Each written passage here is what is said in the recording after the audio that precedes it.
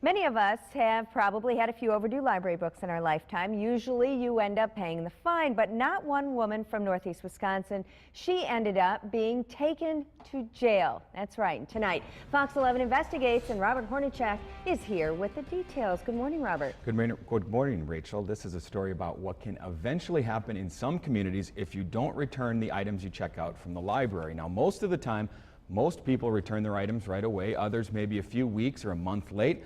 The woman you're about to meet hasn't returned the items she checked out for a couple of years, and that's what led to her being eventually taken to jail. 30-year-old Tabitha Oost of Shawano won't soon forget her recent visit to Green Bay. Last month, the married mother of two crashed her car on Mason Street. The airbags went off and was rushed to the hospital. I ended up having damage to my scalp, my forehead, and my left eye. While at the hospital, I was still bleeding from my head. She saw a doctor and a Green Bay police officer. I was still on the stretcher when an officer came in to check out if I was okay, how I was doing. The doctor had good news. She would be released. The officer had some bad news. That's when he told me that I had a warrant for my arrest for Shawano County due to overdue library books. Overdue library books. Mm-hmm. You heard right. Overdue library books. You see, back in 2011, Oost checked out a bunch of items from the Shawano Library, but she never returned them. She says she lost the items and simply forgot all about it. Officials in Shawano didn't. If you fail to return, you must be held accountable. Captain Jeff Heffernan works for the Shawano Police Department. According to court records, in October of 2011, Oost and her daughter checked out several kids' books. A few months later, Oost went back to the library and checked out more items, including some DVDs.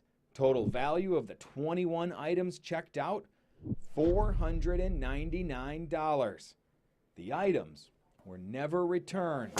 Oost claims she never received anything from the library about the overdue materials, but the library director says that's not likely. Is that possible, really? I do hear that explanation at times. I think it's very minimal possibility. Christy Hauer says the library always contacts people with overdue books multiple times. Court records show in Oost's case, the library sent her at least 2 emails and mailed her 3 separate letters before forwarding the case to Shawano Police. We're trying to work with people, and it's kind of a last resort. Now, it wasn't just the library that sent Oost notices about the overdue items. The municipal court in Shawano also tried to contact her several times and actually eventually issued her 2 tickets.